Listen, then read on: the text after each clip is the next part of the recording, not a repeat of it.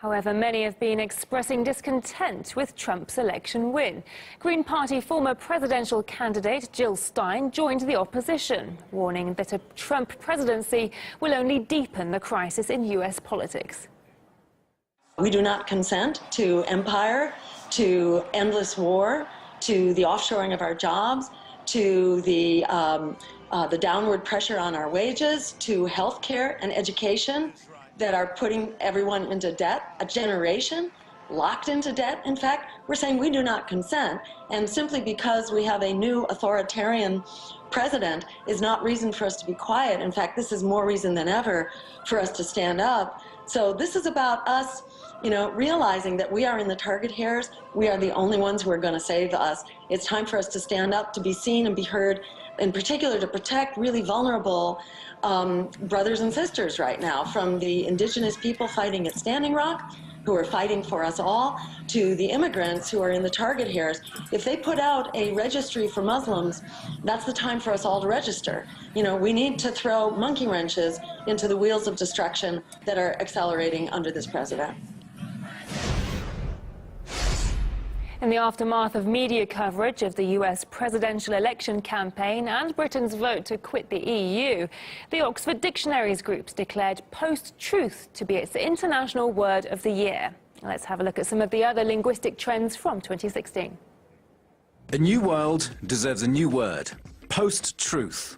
It's Oxford Dictionaries' word of the year, and you'd better get used to it.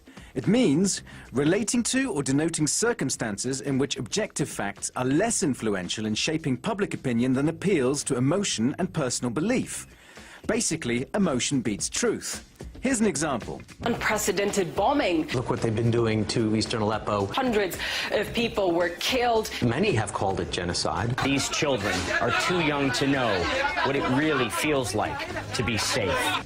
Pulling at your heartstrings rather than explaining a complex reality is what post-truth journalism seems to be about. Most journalists that work in the corporate media don't have any resources to do any kind of investigation, and in fact don't want to do any investigation. They'd rather echo the lies of politicians as if they were the truth. And this has got us into situations like Libya, like Iraq, like Afghanistan, and is likely to get us even more engrossed in the quagmire that is Libya. Is Syria.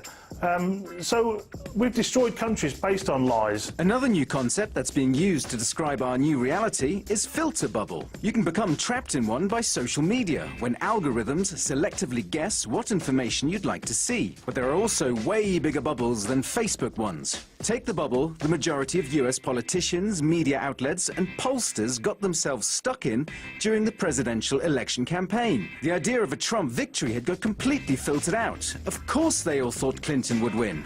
Which Republican candidate has the best chance of winning the general election? Right now, Donald Trump.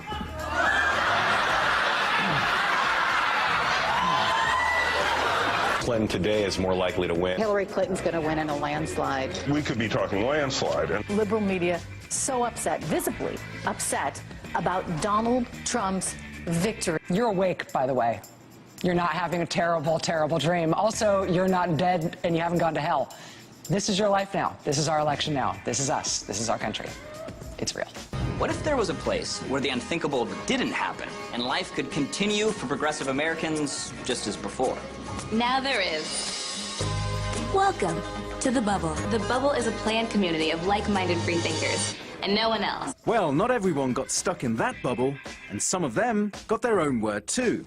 Putinite. That's the label now slapped on anyone who dares suggest that cooperation with Russia actually makes sense. Among those branded Putinites are the American Green Party's Jill Stein and Donald Trump. I know the word is meant in a negative way, but I think it is a word that challenges political correctness, because for many people in the West, Putin is an icon of being against the establishment. So I really hope that conservative people in the West who agrees with what Russia is doing, and there are actually some that do, that they would take this expression to heart and use it. I mean, I think it's wonderful. Let's go Putinize. I think it's really a wonderful expression. I was very overwhelmed to see that, and I thought it was great.